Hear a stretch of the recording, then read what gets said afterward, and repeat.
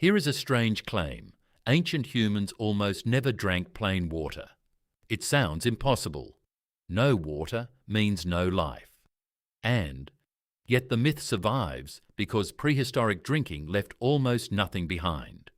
A stone spear can wait 50,000 years.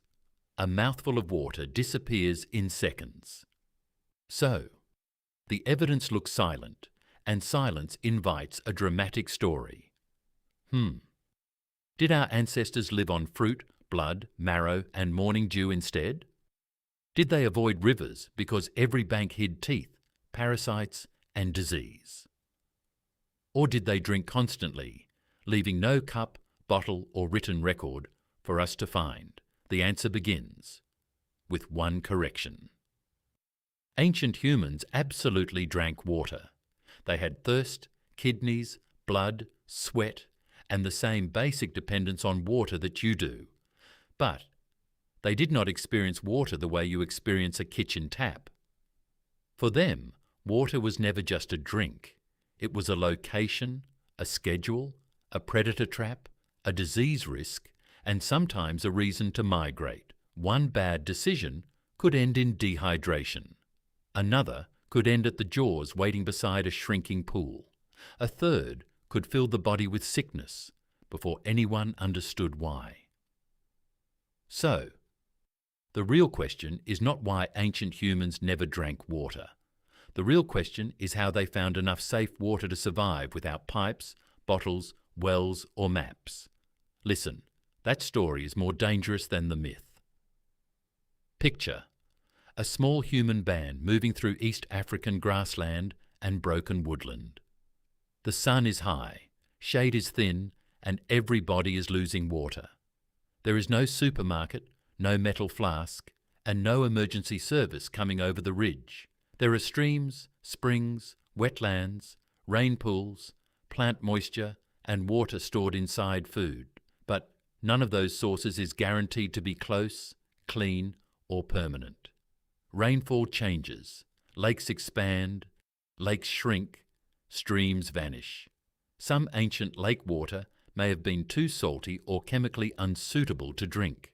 Fresh groundwater springs could become the difference between a living camp and an abandoned one. That is why so many early human landscapes are tied to rivers, wetlands, lake margins and springs. Water shaped where plants grew, where prey gathered, and where humans could remain. It also concentrated danger into the same narrow places. Predators knew where thirsty animals had to go. Rival groups knew it too. And a child who wandered from the path could disappear between camp and water. Failure did not look like feeling slightly thirsty. It looked like weakness, confusion, overheating, collapse, and a group forced to leave someone behind. A dehydrated hunter makes slower decisions. A dehydrated nursing mother faces a crisis shared by the whole band. A dry camp cannot wait for confidence or luck. It must solve 4 survival problems before thirst becomes death. Problem 1. How do you find water in a landscape that keeps changing? The obvious answer is to follow rivers. But rivers can flood, split, sink underground, or dry into disconnected pools. A lake on the horizon can be saline and useless. A green patch can mean a spring, or only damp soil with nothing drinkable at the surface. Failure means walking toward the wrong promise. Every unnecessary kilometre spends more water from the body. The group cannot search forever, because searching is itself dehydrating work. So, humans learn to read the landscape. Animal tracks converge toward hidden pools. Bird movements change near water. Certain plants reveal damp ground or seasonal drainage. Insects gather where moisture lasts. Old footprints become a map carried in memory. Elders remember which spring survived the previous dry season. Children learn the route long before they understand the chemistry. The fix is not one magical instinct. It is observation, memory, teaching, and cooperation combined. A group that shares water knowledge survives a landscape that defeats isolated guessing. Problem. Failure. Fix. Read the land before the body runs dry. Problem 2. Finding water is not the same as finding safe water. A clear pool can still carry invisible danger. Mud, animal waste, decaying bodies, parasites and microbes can enter the same source.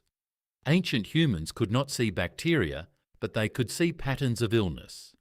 A camp drinks from one stagnant pool, and days later, several people weaken. No one knows the word pathogen. But everyone remembers the smell, the dead fish, the colour, and who became sick. Failure means trusting appearance alone. It can also mean kneeling too close to a bank where a crocodile or big cat has learned to wait. The safest looking water may be the most dangerous place to approach carelessly. So, groups develop practical rules. Prefer flowing water when possible. Look for springs emerging from the ground. Avoid foul smells, unusual films, and pools crowded with carcasses. Send alert adults together instead of one distracted child. Watch the reeds before lowering the face. Later, control of fire may allow some water to be heated, though direct evidence is difficult and containers matter. The fix is accumulated caution, not perfect safety. Humans survive because one person's bad experience becomes the next generation's warning. Problem. Failure. Fix. Treat every water source as both life and ambush. Problem 3. Water is heavy, awkward and desperate to escape. A litre weighs about 1 kilogram, carry enough for several people, and mobility collapses. Carry too little, and distance becomes a trap. Before durable containers, hands hold almost nothing. A cupped leaf works for a sip, not a migration. Animal skins can leak if they are not prepared well. Wooden vessels decay and rarely survive for archaeologists to find. Gourds, shells, bark, stomachs, bladders and folded hides may solve the problem in different places, but every container requires knowledge, labour and suitable material. Failure means being chained to the water source. A group cannot hunt far, cross dry ground or reach new territory safely. The first useful water container changes the map of human possibility. Now, water can travel with the group. Now, a child can receive a measured drink away from the spring. Now, embers, tools, food and water can move together. Better containers also make heating, sharing and storage more practical. The fix is technology so ordinary that it almost disappears from history. Not a crown, not a weapon. A bag that does not leak. Problem. Failure. Fix. Carry the river without carrying the riverbed. Problem 4. Humans are unusually good at losing water through sweat. That sounds like a flaw until you see what sweating buys. Sweat cools the skin while long legs move across hot ground. It helps humans remain active when many animals must slow down. But the advantage creates a debt. Every hour of heat can turn body water into cooling vapour. Failure means pushing farther than the next reliable source allows. The hunter feels strong until judgment begins to blur. The mouth dries, the pulse rises and coordination slips. Severe dehydration can bring confusion, collapse, organ failure and death. So, distance hunting requires water planning, not courage alone. Routes bend toward springs and shaded drainage lines. Travel shifts toward cooler hours. Food with high water content reduces part of the drinking burden.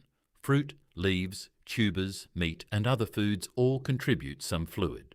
But food moisture does not erase the need to drink, especially in heat. The fix is balancing movement, temperature, diet and known water points. The strongest group is not the one that ignores thirst. It is the one that predicts thirst before thirst begins making decisions. Problem. Failure. Fix. Spend water like a resource that cannot be replaced by bravery. Listen. Our primate relatives help reveal how flexible water behaviour can be. Some primates obtain much of their water from moisture-rich foods, but they also drink from streams, pools, rivers, tree holes, and water held by plants. Chimpanzees sometimes lower their mouths directly to water. Sometimes they chew leaves into sponges and soak up water from places the mouth cannot reach. Some use sticks or leafy tools to collect water from tree holes. These behaviours show that water access can involve memory, technique, and social learning. Early humans inherited a primate body, but expanded the toolkit. Hands could shape containers. Fire could transform food and possibly support safer water practices when vessels allowed it. Language could describe a spring beyond the ridge. Teaching could preserve a route across generations. Cooperation could protect the person collecting water. Status could belong partly to those who knew where the dry season sources remained. Sharing water could strengthen trust because water was costly to find and carry. Refusing water could signal conflict more clearly than refusing a casual gift. A water source could become meeting place, boundary, bargaining point, and sacred memory. So, human water history is not a simple march from thirst to bottle. It is the growth of shared knowledge around an unavoidable biological need. The animal that drinks becomes the animal that plans water for people who are not yet thirsty. Now, place all 4 problems inside one winter crossing. Rain has failed, the familiar pool is mud, and the nearest spring lies beyond a cold, open plain. Arko, Mira, elder, child, and the dog leave before sunrise. They carry food, hides, tools, and one small skin bag of water. The first problem appears when old tracks divide near a dry channel. One route is shorter. The other follows birds toward distant trees. Arko chooses the shorter path, and the ground ahead gives nothing. Failure begins quietly. Wasted distance, faster breathing, less water in the bag. They turn back and follow Elder's memory toward the trees. The second problem waits at the spring. The water is shallow, crowded with hoof marks and edged by fresh predator tracks. The dog stiffens. Mira sees movement in the reeds. They do not rush forward even though child is crying from thirst. Arko circles downwind while Elder keeps the group together. A big cat slips away from the hidden bank. The third problem arrives when the skin bag tears on stone. Water darkens the dust faster than hands can save it. Moira folds a spare hide, binds the leak, and divides the remaining water into tiny shares.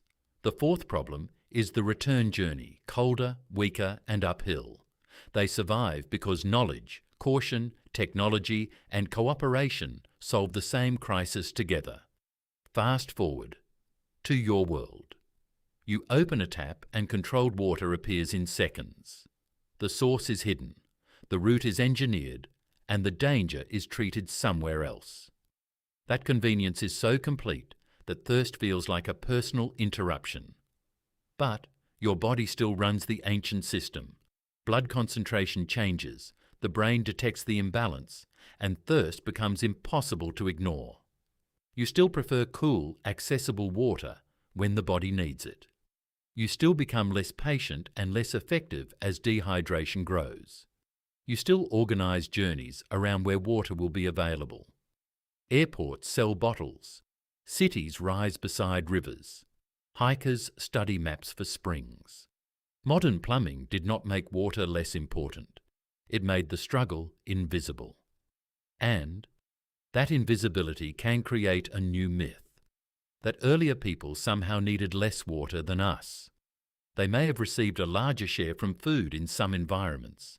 They may have drunk less frequently when moisture-rich foods were abundant. But their bodies never escaped water dependence. Their survival depended on noticing water before thirst became urgent. Your reusable bottle is not the opposite of prehistory. It is the polished descendant of every leaf cup, hide bag, gourd, shell, and remembered spring. Still us, the same thirsty animal, carrying better technology. So, why did ancient humans never drink water? They did. The claim survives because drinking leaves weak archaeological evidence and food can provide part of total fluid. But freshwater shaped early human habitats, movement, diet, and social behaviour. Springs and wetlands could support life when nearby lake water was not drinkable. Streams, pools, tree holes, plants and animal tissues all contributed to hydration in different ways. The danger was not water itself. The danger was finding it too late, trusting the wrong source, approaching it carelessly, or failing to carry enough. Human intelligence did not replace thirst. It built memory, rules, containers, routes, alliances, and eventually infrastructure around thirst. Listen, civilization can be read as a long attempt to make clean water arrive before panic does.